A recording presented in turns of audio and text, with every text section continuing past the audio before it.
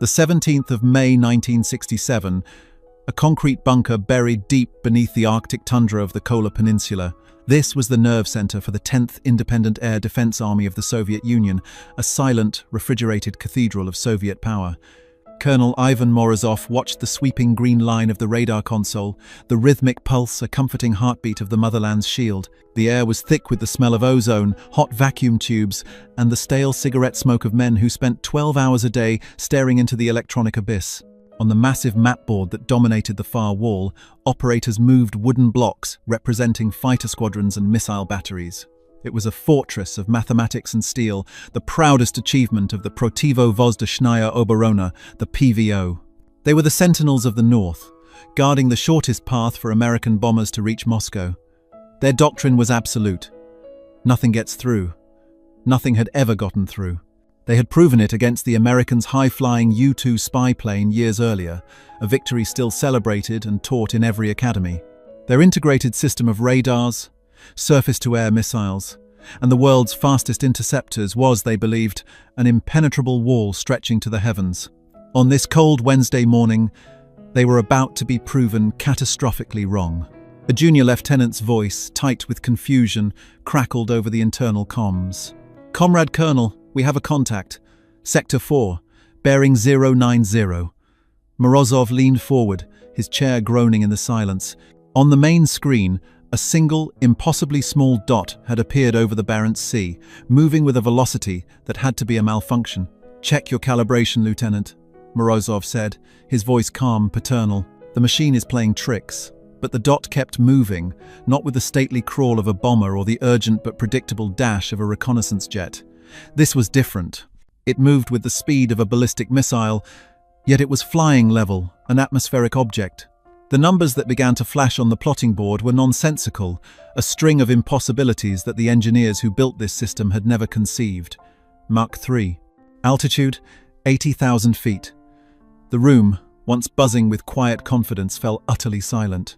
The men stared, their faces bathed in the ghostly green glow of their screens, unable to process the data their own infallible machines were feeding them. They were utterly baffled. This was the kind of story we uncover every week here at Cold War Impact. Subscribe now, so you don't miss the truth behind the secrets. To understand the depth of the shock that rippled through that Arctic bunker, one must first understand the world as the Soviet High Command saw it. Theirs was a worldview forged in the crucible of the Second World War, a conflict that had taught them a brutal and unforgettable lesson. A surprise attack from the air was the death knell of a nation. They had lost 27 million people, a demographic scar so deep it would haunt them for generations.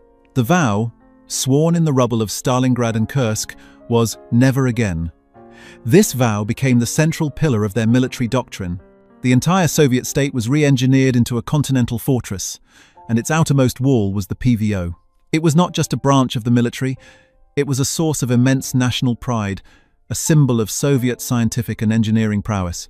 Propaganda posters plastered from dreary Leningrad apartment blocks to sun-baked Crimean naval bases depicted heroic missile crews and steely-jawed pilots standing vigilant against the dark shadow of American air power. The message was clear and relentlessly reinforced. The skies of the Soviet Union were sacred, inviolable, and protected by the most advanced technology on Earth. Their confidence wasn't entirely baseless. They had the numbers. By the mid-1960s, the PVO commanded thousands of interceptor aircraft. The MiG-21 was a nimble, deadly dogfighter. The Sukhoi Su-15 Flagon was a brute, a massive twin-engine interceptor designed with a single purpose: to climb at supersonic speeds and obliterate high-altitude American bombers with long-range air-to-air missiles. On the ground, a web of early warning radar stations, from the shores of the Baltic to the remote wilderness of Kamchatka, formed a tripwire that could detect an incoming attack from thousands of kilometers away. And then there were the missiles. The S-75 Dvina, known to NATO as the SA-2 guideline, was the system that had famously swatted Francis Gary Powers' U-2 from an altitude of 70,000 feet in 1960. That event was a profound psychological victory for the Kremlin. It proved to the world, and more importantly, to themselves, that American technological arrogance had its limits. It confirmed their belief that no aircraft could fly high enough or slow enough to escape the combined reach of their radars and the explosive fury of their surface-to-air missiles. Their intelligence, funneled through the KGB's vast networks, consistently reaffirmed this belief. They stole blueprints, debriefed defectors, and analyzed every scrap of available data. All of it pointed to a logical, linear progression of American aircraft design. Bombers got bigger, fighters got faster, but they all obeyed the same fundamental laws of aerodynamics and propulsion. The Soviets had built their entire defense system around defeating this known, predictable threat. They had built a wall designed to stop a battering ram, never imagining that the enemy was about to walk through it like a ghost. On the other side of the world, in the sun-drenched, desolate expanse of the Nevada desert, a different kind of reality was being forged in total secrecy. The American Central Intelligence Agency and the United States Air Force had learned their own hard lesson from the U-2 incident. While the Soviets celebrated their victory, American planners at the highest levels were horrified. The loss of Powers aircraft wasn't just the loss of a pilot and a plane, it was the loss of invulnerability. It proved that the Soviet Union could now touch them at the highest ceilings of the atmosphere. The ability to conduct aerial reconnaissance without fear of interception was a cornerstone of American strategic planning. Without it, they were blind. They had no way of knowing the true number of Soviet ICBMs, the locations of their nuclear bomber bases, or the progress of their submarine pens. In the paranoid, high-stakes chess match of the Cold War, this blindness was a death sentence. President Eisenhower demanded a solution, a new aircraft that would restore their eyes in the sky. The contract went to the one place that specialized in making the impossible possible. Lockheed's Advanced Development Projects Unit, better known as the Skunk Works. Under the legendary, notoriously demanding leadership of Chief Engineer Clarence Kelly Johnson, a small team of America's most brilliant aeronautical minds began to tackle a problem that bordered on science fiction. The directive was simple in its audacity. Design and build a manned aircraft that could fly faster and higher than any missile or fighter the Soviets could ever hope to build. It could not be merely an improvement on the U-2, it had to be a quantum leap, a machine that operated so far outside the known performance envelope that it would be, for all intents and purposes, invincible. The result was Project Archangel, which would ultimately give birth to the A-12 and its more famous Air Force sibling, the SR-71 Blackbird. The challenges were monumental. At the proposed speed of over 2,200 miles per hour, more than 3 times the speed of sound, the friction with the air would heat the aircraft's skin to temperatures that would melt conventional aluminum like butter. The Skunk Works team had to pioneer the use of a new, incredibly difficult to work with metal, titanium. The United States lacked sufficient ore, so the CIA set up clandestine shell companies all over the world to purchase the raw material from the largest supplier on the planet, the Soviet Union itself. In one of history's greatest ironies, the Soviets were unknowingly supplying the very material being used to build the spy plane that would render their defenses obsolete. The engines had to be a revolutionary hybrid, functioning as a conventional afterburning turbojet at lower speeds and transforming into a high-efficiency ramjet at cruising altitude. The Pratt & Whitney J58 engines were so powerful that the fuel itself, a special concoction called JP7 with a uniquely high flash point, had to be used as a coolant for the airframe before being injected into the combustion chamber. The pilots would have to wear what were essentially spacesuits, fully pressurized and climate-controlled, to survive at altitudes where the sky turned a dark, deep indigo and the curvature of the Earth was plainly visible. Every single component of the aircraft, from the landing gear struts to the quartz glass of the cockpit canopy, had to be invented from scratch. This was not just an airplane. It was a spaceship that took off from a runway. And it was built with one unspoken policy in mind: to create a weapon of such overwhelming technological superiority that the enemy would be left not just defeated, but psychologically shattered, stunned into a state of utter helplessness as they watched it glide untouchable through their most heavily defended airspace. It was a machine designed to induce disbelief. Back in the frigid command bunker on the Kola Peninsula, Colonel Morozov's initial paternal calm was evaporating like mist in a jet exhaust. The dot on the screen was not a malfunction. It was not a ghost.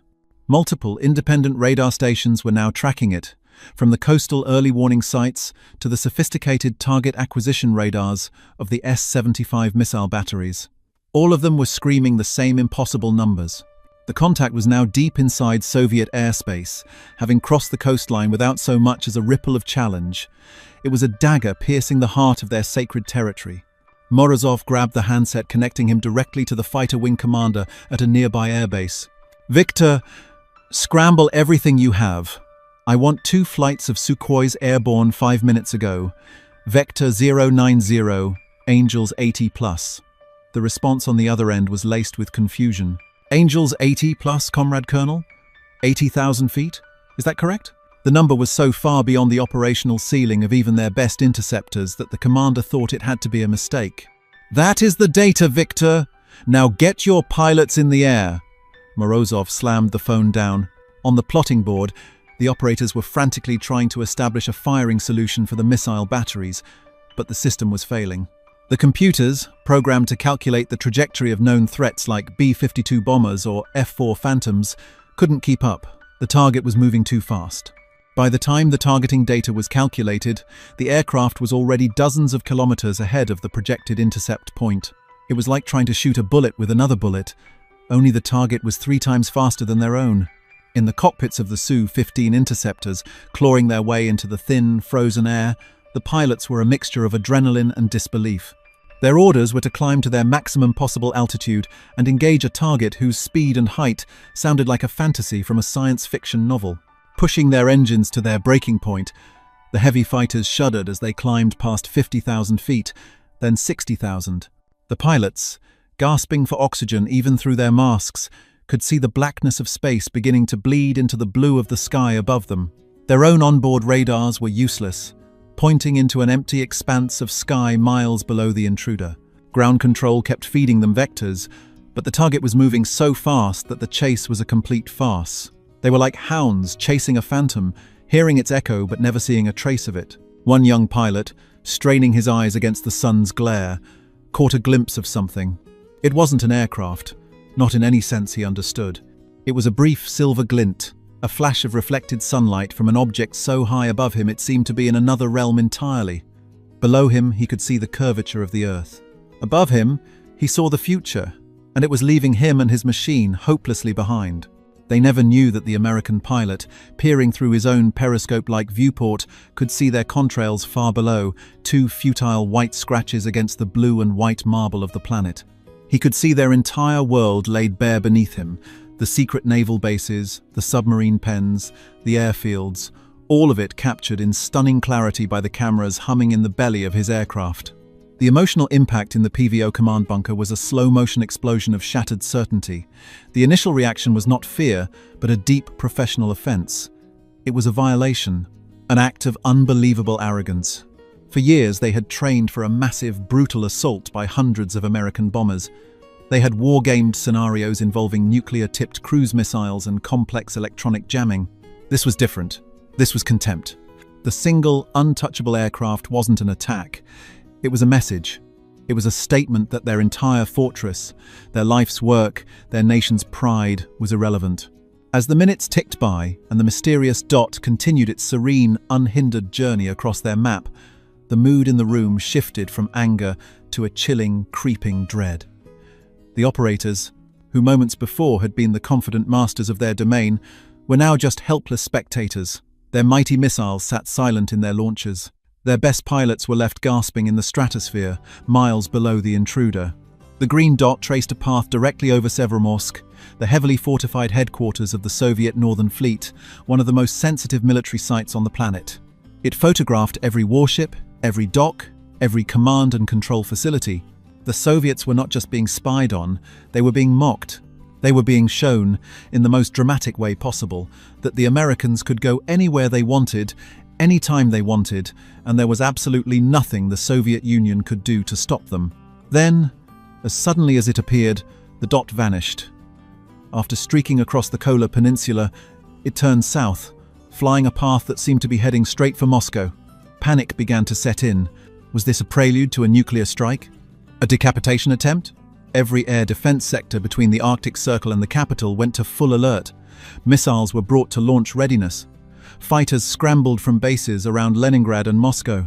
The entire western half of the Soviet Union's air defense system braced for an impact, but the impact never came. The aircraft, instead of continuing towards Moscow, executed a graceful, sweeping turn over Finland and disappeared back over the Norwegian Sea, its velocity never dropping below Mach 3. It had been in their airspace for less than 25 minutes. In that time, it had single-handedly paralyzed the air defenses of a superpower, photographed its most vital military installations, and exposed the profound technological gap between the East and the West. In the aftermath, a stunned silence descended upon Colonel Morozov's command bunker. The frantic energy was gone, replaced by a thick, suffocating atmosphere of failure and confusion. The men looked at their consoles, then at each other, their faces pale. The massive map on the wall, once a symbol of their control, now looked like a monument to their impotence. They had thrown everything they had at the Phantom, their best fighters, their most advanced missiles, their most experienced controllers, and they had failed to even touch it. They had failed to even come close. It was as if a god had descended from the heavens, surveyed their world with casual indifference, and then returned to its celestial realm, leaving them to grapple with the terrifying new reality. Their wall, their impenetrable shield, had just been proven to be a comforting illusion. A ghost had walked through it, and in doing so had planted a seed of doubt that would grow into a deep-seated technological paranoia within the Soviet military complex. The worldview of men like Ivan Morozov, a worldview built on the bedrock of Soviet power and invincibility, had been cracked down to its very foundation. They had laughed at the idea of an aircraft that couldn't be shot down until they met the Blackbird. They were horrified, and they were beginning to understand that the Americans were playing a completely different game, one for which the Soviets didn't even have the rules. The horrifying spectacle over the Kola Peninsula was not an isolated incident. It was the brutal opening act of a new and systematic form of psychological and intelligence warfare. What the stunned officers of the PVO didn't realize was that this wasn't a test or a one-time provocation. It was the operational debut of a system, a relentless, unblinking eye that would now gaze upon them at will. The shock they felt in that Arctic bunker was about to become the new, humiliating norm for Soviet air defense commanders all across the vast Eurasian landmass. The SR-71 Blackbird, operating from bases in California, the United Kingdom, and Okinawa, Japan, began to conduct routine operational sorties that methodically and comprehensively mapped the entirety of the Soviet Union's military-industrial complex. The program, codenamed Senior Crown, transformed the Blackbird from a mythical phantom into a recurring, terrifying symbol of American technological dominance. The feeling of helplessness that Colonel Morozov experienced became a chronic condition for his counterparts from the Baltic Sea to the Pacific Ocean. They were forced to watch, over and over, as the untouchable American spy plane traced its elegant, supersonic lines across their most secret territories. The missions became a catalogue of Soviet impotence. One case study in this relentless pressure campaign was the Baltic Express. Flying out of RAF Mildenhall in England, SR-71 seconds would scream across the North Sea, turn sharply over Denmark, and fly a direct line down the heavily defended Baltic coast. This route took them past the major naval bases of the Soviet Baltic Fleet, the critical shipyards in Leningrad, and the numerous air defense installations meant to guard the northwestern approach to Moscow. On every single flight, the Soviets would throw up a desperate and futile defense. MiG-21 seconds would scramble, their pilots knowing full well they had no chance of reaching the Blackbird's altitude. The newer, more powerful MiG-25 Foxbats, a fighter jet built with the sole purpose of catching the SR-71, would roar off the runway, their twin Tumansky engines gulping fuel at an astonishing rate in a zoom climb. They would rocket upwards, sometimes reaching 70,000 feet, their pilots firing missiles on a ballistic trajectory, praying for a lucky hit as their aircraft stalled in the thin air. But it was useless. The American pilots, nicknamed Habu after a venomous Japanese snake, would see the contrails of the missiles arcing harmlessly below them, miles short of their target. They would then bank gracefully over Finland and head for home, their cameras full of priceless intelligence. The Soviet pilots would land, frustrated and demoralized, their revolutionary new interceptor having failed yet again. They were never told that the American plane was not just higher, but also faster than their own. Another, even more audacious example was the regular reconnaissance of the Far East. From Kadena Air Base in Okinawa, the Blackbirds would fly missions over Vladivostok, the home of the Soviet Pacific Fleet. This was a fortress, bristling with naval guns, SAM batteries, and the best interceptor squadrons the Soviets could field. But against the SR-71, it might as well have been undefended. The Blackbird would approach from the Sea of Japan at over 85,000 feet. The local PVO commanders, having learned from the bitter experiences of their colleagues in the West, knew what was coming. They could track its approach on their radar screens, a tiny, fast-moving blip that signaled their impending humiliation. They would launch their fighters and prepare their missiles, going through the motions of a defense they knew was pointless. The psychological toll was immense. Imagine a soldier standing guard at the gate of a secret facility, only to look up and see the enemy peering down at him from an untouchable perch in the heavens, taking his picture with impunity. It bred a sense of futility that ate away at morale from the highest-ranking general down to the lowest radar operator. The Americans weren't just gathering intelligence, they were actively demonstrating the uselessness of the Soviet air defense system, a system into which the state had poured billions of rubles and staked its national pride. They were proving, on a weekly basis, that the emperor had no clothes. The recurring symbol of this new reality was not just the aircraft itself, which few Soviets ever actually saw, but its unique and terrifying sonic signature. The SR-71 did not produce a normal sonic boom. Because of its incredible speed and altitude, the shockwave it generated was vast and powerful. On the ground below, it wasn't a sharp crack, but a series of deep, rumbling thuds that would roll across the landscape for miles. Windows would rattle in their frames, and the ground itself would seem to tremble. For the soldiers, sailors, and technicians stationed at these secret bases, this sound became the herald of their own irrelevance. It was the sound of American power. It was the sound of their defenses being effortlessly bypassed. It was a recurring, auditory reminder that their most advanced weapons were obsolete, their training was useless, and their fortress was, in fact, an open book. The faint, rumbling thunder from the stratosphere became more than just a physical phenomenon. It was the sound of their ideology cracking.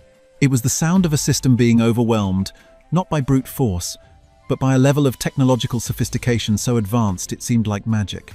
The stunned disbelief of that first encounter in 1967 had now hardened into a grim, demoralizing certainty.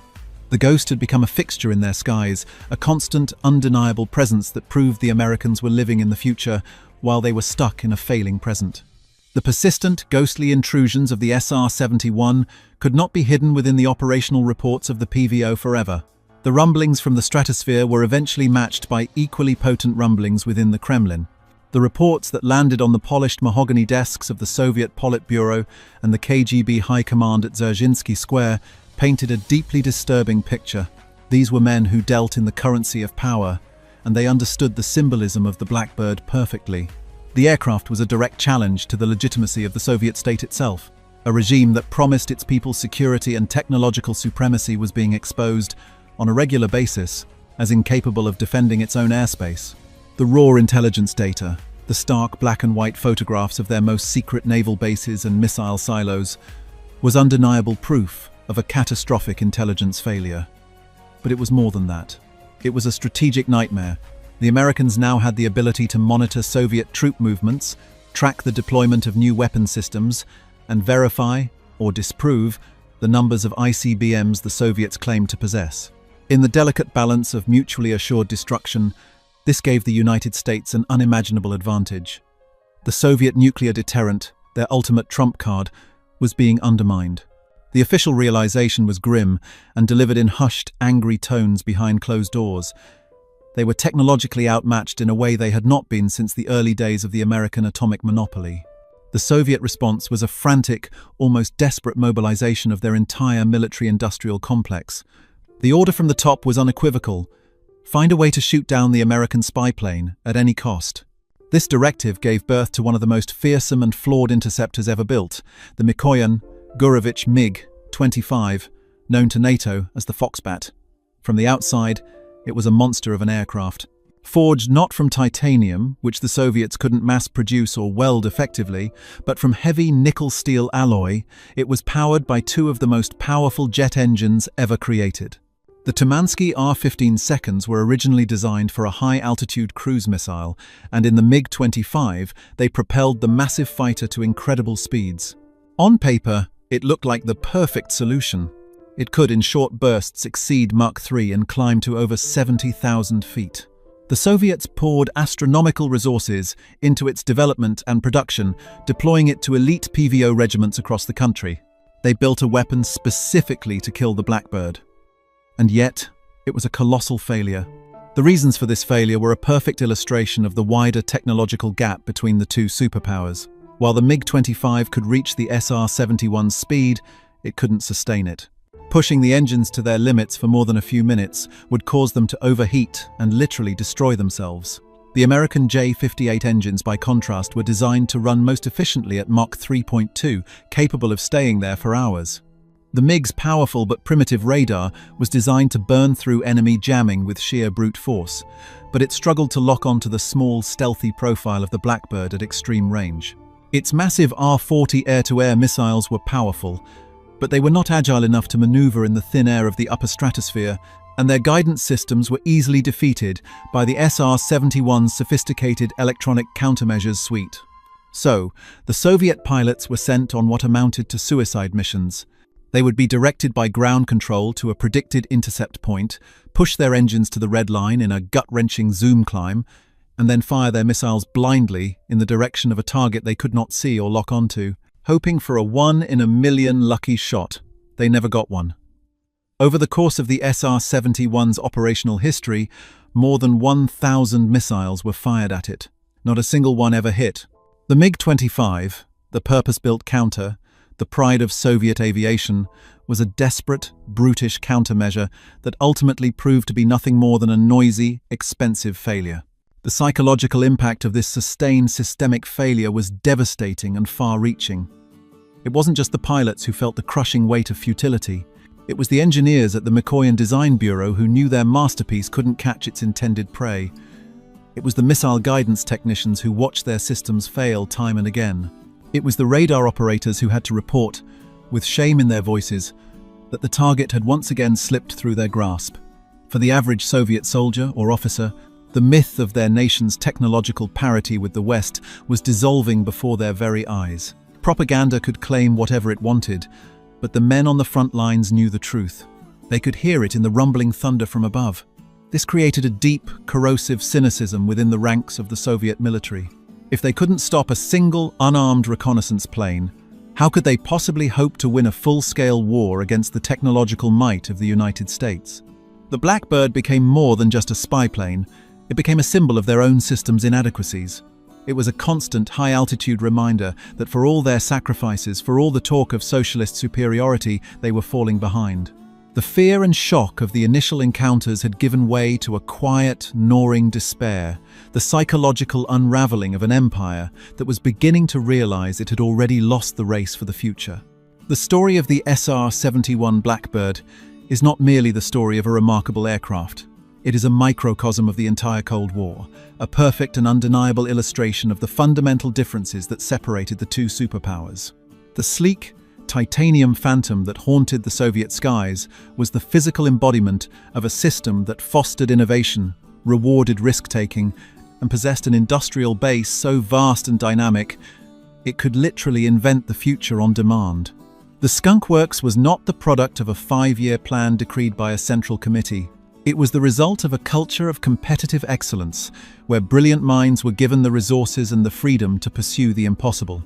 The Blackbird was a testament to American industrial might, a symphony of exotic materials, revolutionary engine technology, and pioneering computer science that the centralized, sluggish, and chronically inefficient Soviet system simply could not hope to replicate.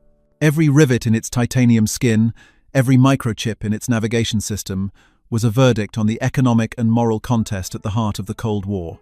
The Soviet Union, in contrast, produced the MiG-25. It was a machine born of fear and brute force, a reactionary weapon built with conventional materials pushed to their absolute breaking point. It represented the core of the Soviet system, a reliance on sheer mass, heavy-handed engineering, and a desperate, almost slavish attempt to copy and counter Western technology without truly understanding the innovative culture that produced it. They could build a bigger engine, a heavier airframe, but they couldn't build a better one. They were trapped in a technological paradigm of imitation, always one step behind, forever reacting to American initiatives. The failure of the MiG-25 to ever touch the SR-71 was not just a tactical failure, It was a systemic one. It was the sound of a command economy grinding against the relentless forward momentum of free market innovation.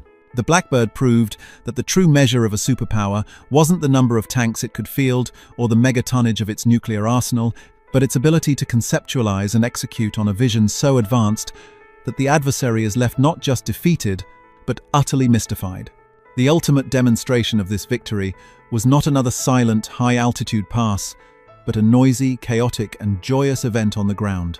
On the night of the 9th of November, 1989, a former Stasi officer stood in a crowd near the Brandenburg Gate in Berlin, watching as ordinary citizens with hammers and chisels did what the entire Warsaw Pact military could not: tear down the Iron Curtain. He had spent his life in the service of an ideology that promised strength and historical inevitability. He had read the classified after-action reports from the PVO, the frustrating, impotent accounts of the untouchable American Black Jet. In his mind, the two events were inextricably linked. The technological humiliation in the skies had been a quiet, secret precursor to this loud public collapse. The system that could not stop a single spy plane from flying over its capital was, it turned out, also a system that could not provide for its people, could not inspire their loyalty, and could not, in the end, even keep them imprisoned behind a concrete wall. The relentless pressure from the SR-71, the constant, undeniable proof of their own technological inferiority, had helped to corrode the confidence of the Soviet elite, adding one more deep crack to an already crumbling foundation. As he watched the wall fall, he understood that the Cold War had not been won by armies clashing on a battlefield, but in the laboratories of California, in the engine factories of Connecticut, and in the silent, dark blue skies 85,000 feet above the Earth. In the final epilogue of this grand ideological struggle, the contrast could not have been starker.